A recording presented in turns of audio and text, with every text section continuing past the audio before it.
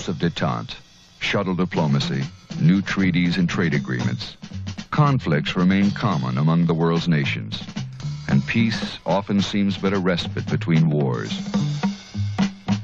We continue to hope, of course, to work at peace and conciliation, perhaps harder than we ever have before. But we work at being prepared, too. For as we have come to learn, strength is the best deterrent to war, and to be prepared the only measure of our determination. Thus, we maintain a vigilance so intense, we are literally watching the world from thousands of outposts on land and sea, with the carrier task force assuming a more critical role now as fewer foreign bases and fewer foreign ports remain open to us. Our overseas bases have become somewhat tenuous in many circumstances and many places in the world where we have seen governments change, we've seen treaties not be followed through with, and we have lost some overseas bases, very, very valuable assets in projecting our national interest throughout the world. As we see this happening, it becomes very apparent that the carrier task force represents the only fallback, the only position that the United States has in order to be able to project our national power. When you're talking about an attack aircraft carrier, you're talking about a very heavy instrument of national policy, and it's got a variety of roles which it has to fulfill and which it is indeed capable of fulfilling. But it must be remembered that the primary mission of this carrier is to project United States foreign policy in an offensive role, should it be necessary, in the 6th Fleet, the 7th Fleet, or wherever it's called upon to do so. Once that carrier is launched, once he leaves on a deployment, the carrier becomes an integral floating base that is instantly responsive and capable of high-speed transit to anywhere in the world.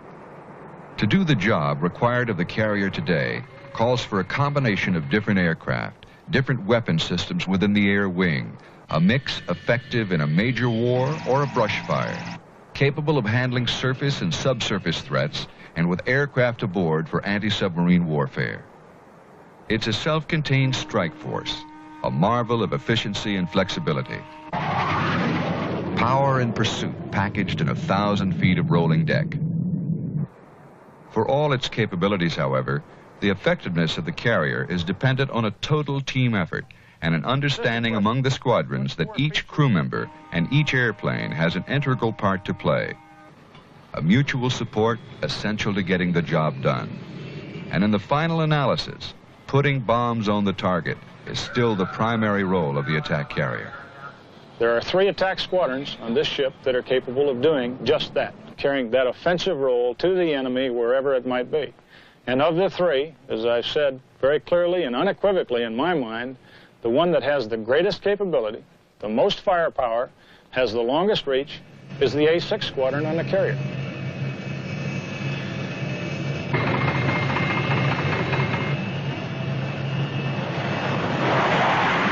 We've considered some of the other airplanes which carry bombs and put them on target, which have the same type of mission the A-6 does in general. But the real crux of what the A-6 is about is the fact that the A-6 can do it any time, and with the A-6E, we can do it with a high degree of reliability. It can be a beautiful day, or it can be a foul night where the ceilings are down at 100 feet and the visibility is a half a mile. It doesn't make any difference. And that's why the A-6 is worth its salt.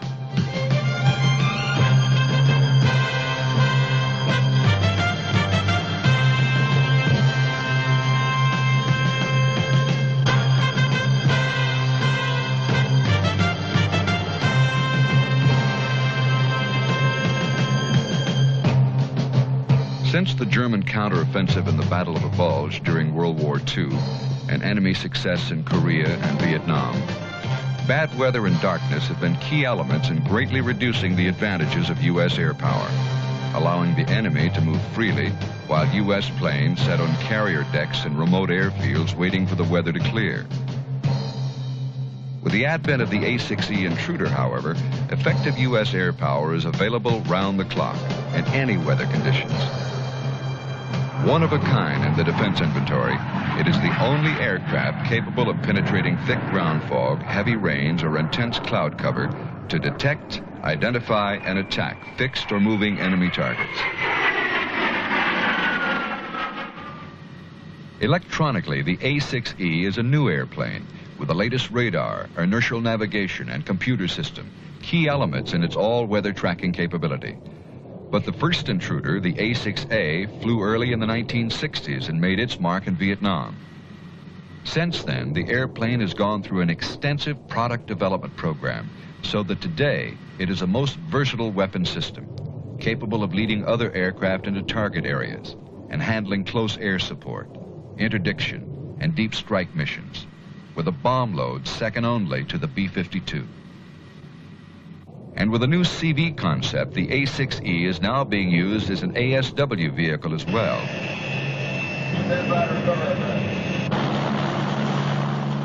For the carrier, where deck space is always a problem, the multi-mission capability of the A-6E is a distinct advantage in helping to blend the overall functions of the carrier air wing to make the carrier more self-sufficient and the CV a more potent force than ever before for the war at sea and in support of amphibious operations.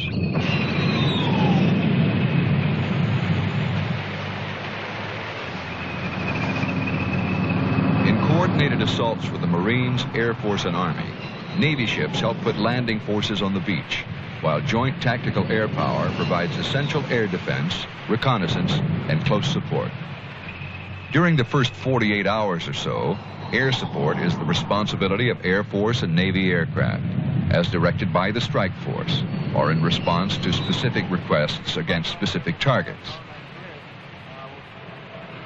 Once the beachhead is established, close air support is turned over to the Marines.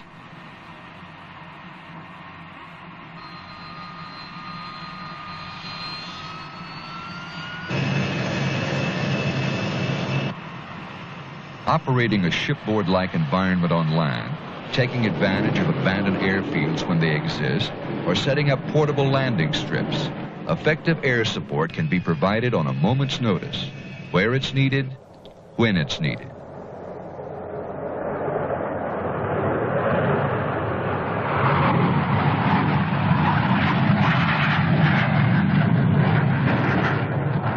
By keying a radar beacon on the ground with the computer system in the A-6E, close air support can be carried out with an accuracy in air-to-ground weapons that was previously unattainable with a non-radar significant target.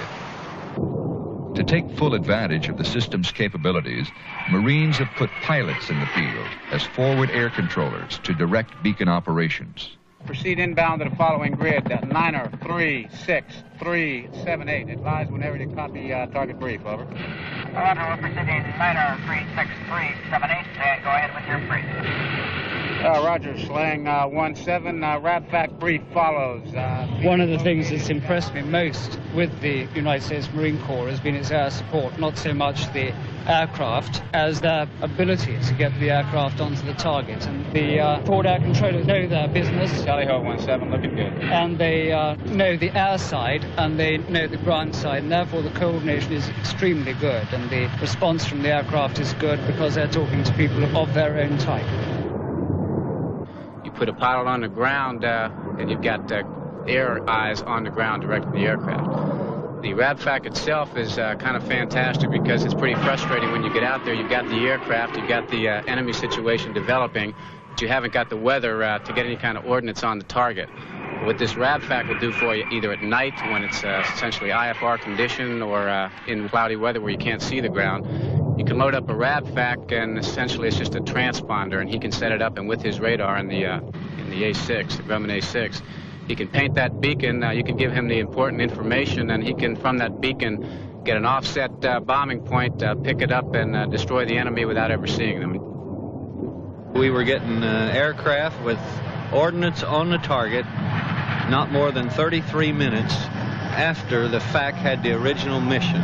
And that's going all the way through, up to the DAS. The bird is coming over, making contact, being passed out to the forward air controller, running the strike, and the ordnance on the ground in 33 minutes. These guys will put them anywhere you want them. It's just a question of how close to you do you dare put it. The accuracy is just as accurate as the offset information is given to us.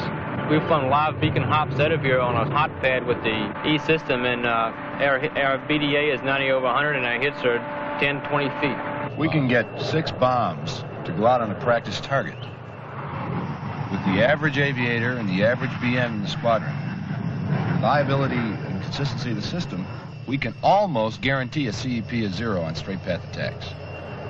Almost guarantee that 3 of those bombs are going to be bullseye. There's no guarantee that with an E, tightest E system in the world, that if you're wrapped up like that, dodging a SAM or AAA or something, when you're coming over a target, you're obviously in a real hot area, like over downtown or something like that, you're not going to be making more than one pass. So your CEP is going to be predicated in an actual combat environment by what actually is happening over the target. I mean, we don't bomb like old Second World War Gunslover Schlesselhagen or whatever those B-29s did. You know? Yeah, most of our runs were single passes. Single passes, depending on where you were. In Vietnam, we found that our best deal was to run in as low as possible. And someone told me when I got there you'd be running in at 700 feet. And I said, well, you're nuts. I'm not going to be at 700 feet. And the next thing, I found myself pushing 300 feet. And literally just popping up at the last minute, just high enough to get out of the last factor. And that's what we did. And of course, with the SA-6, it's going to be a little bit different because no matter what altitude you're at, the SAM's going to be able to get you. So we might move it up higher. I don't know. We don't know too much about the SA-6. We know we can defeat a MiG-17 by just outrunning the sun. We know that we can outmaneuver at 21 below 15,000 feet. No airplane is all things for all missions, of course. Performance varies with design parameters and the mission at hand. DC-3s outfitted with Gatling guns had their place in Vietnam, but there are better ways to do the job. And when one airplane like the A-6 is called upon to do several different missions, somebody has to back off and say, I can do with less of this, but I've got to have more of that, and be ready to pay for it.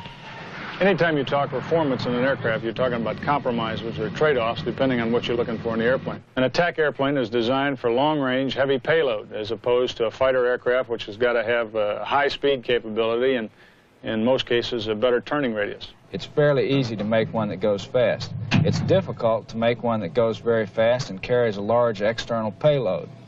The designers of the A-6 made a compromise, but by making that compromise, we are able to carry a large weapons load. We can carry 15,000 pounds of external stores, and we can carry it pretty well to the fringes of the envelope. The A-6 is a very stable airplane, and as you learn in elementary aerodynamics, when you get that stability, you trade off some maneuverability. Yet the A-6 is very maneuverable.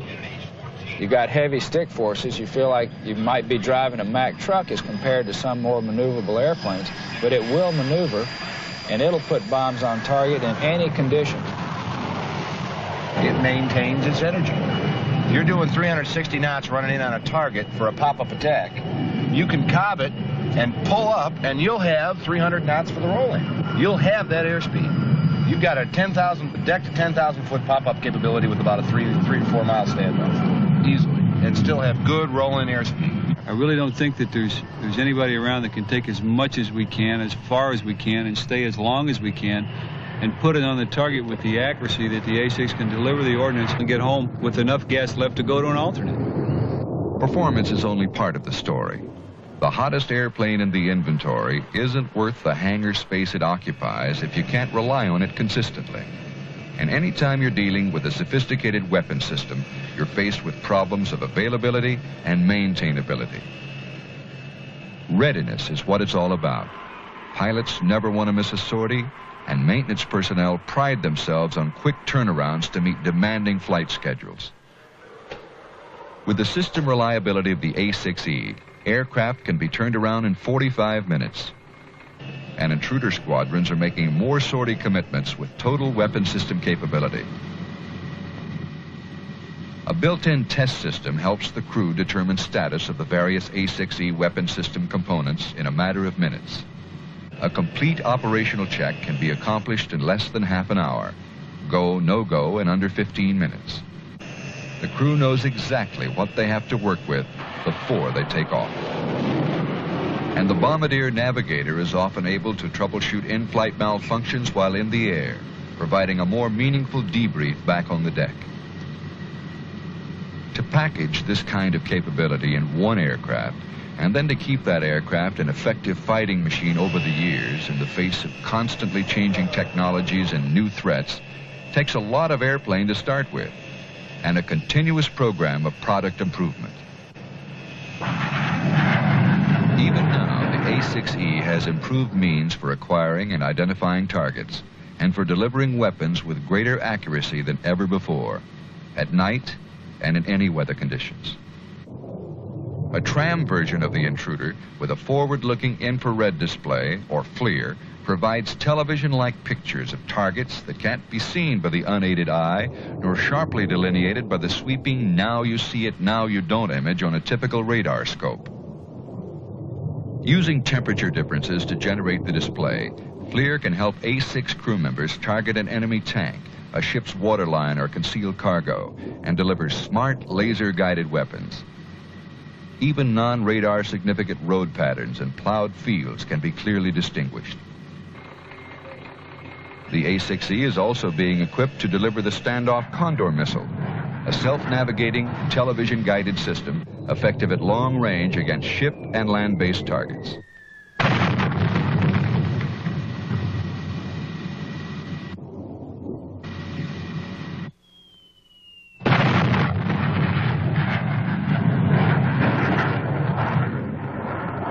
The unmatched versatility of the A-6E and its seemingly endless potential for assuming still greater capabilities is in keeping with the basic design considerations for the aircraft. A flexible weapon system, effective in a limited war or an all-out offensive. There's always been a lot of discussion, I think, about the virtues of a very cheap air-to-ground tactical airplane as opposed to the much more expensive all-weather, all-purpose, multi-mission aircraft such as the A-6 is. I think we proved without question in Southeast Asia the value and the requirement for a more sophisticated, more capable aircraft than what perhaps the cheapest version we can put on a carrier deck would provide. We proved it nightly from all the carriers in the 7th Fleet when A-6s were often the only tactical aircraft flying over North Vietnam, and that includes the Air Force as well. The aircraft is it's a super airplane. I'm less emotional about the airplane than some, I think. A machine is a machine, and that's, I don't ascribe a personality to it or anything like that. It's a machine, and if you understand the way it works, and it's going to break sometimes, and it's going to work well sometimes. If it's well designed, it'll work most of the time. The A-6E is such a machine for the all-weather mission. It can do anything. Daylight VFR to the most worst night in the world. You can still go out and hit a target. If there's anything we've got to keep in mind with the A-6E is the fact that we have an untapped resource here. We've got to eliminate the tunnel vision, especially in marine close air employment. We've got to eliminate tunnel vision and allow the development of new tactics, because the A-6E has a reliability that was virtually undreamed of 2 years ago, and a versatility. We haven't found anywhere near all the possible uses for it. And there's no doubt in my mind, regardless of the hostility that we were involved in, or whatever type of war it was, if it was within striking distance of the carrier, the A-6 would be carrying the war to the front at night and in all weather conditions.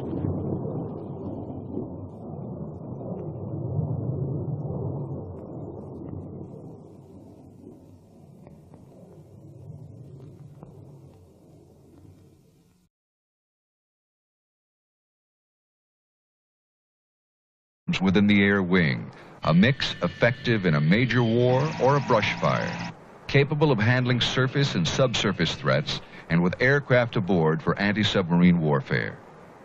It's a self-contained strike force, a marvel of efficiency and flexibility. Power and pursuit packaged in 1,000 feet of rolling deck. For all its capabilities, however, the effectiveness of the carrier is dependent on a total team effort and an understanding among the squadrons that each crew member and each airplane has an integral part to play. A mutual support essential to getting the job done. We continue to hope, of course, to work at peace and conciliation, perhaps harder than we ever have before. But we work at being prepared, too. For as we have come to learn, strength is the best deterrent to war, and to be prepared the only measure of our determination. Thus, we maintain a vigilance so intense, we are literally watching the world from thousands of outposts on land and sea, with the carrier task force assuming a more critical role now as fewer foreign bases and fewer foreign ports remain open to us. Our overseas bases have become somewhat tenuous in many circumstances and many places in the world where we have seen governments change, we've seen treaties not be followed through with, and we have lost some overseas bases. Very, very valuable assets in projecting our national interest throughout the world. As we see this happening, it becomes very apparent that the carrier task force represents the only fallback, the only position that the United States has in order to be able to project our national power. When you're talking about an attack aircraft carrier, you're talking about a very heavy instrument of national policy, and it's got a variety of roles.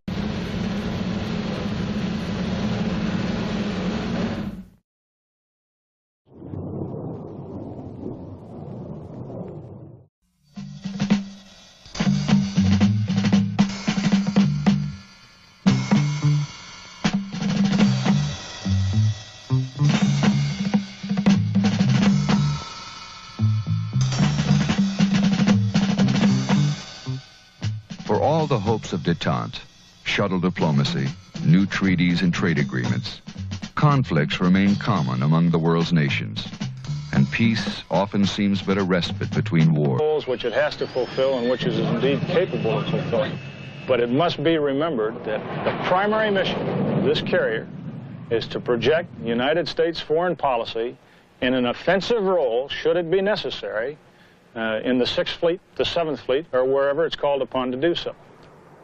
Once that carrier is launched, once he leaves on a deployment, the carrier becomes an integral floating base that is instantly responsive and capable of high-speed transit to anywhere in the world. To do the job required of the carrier today calls for a combination of different aircraft, different weapon systems,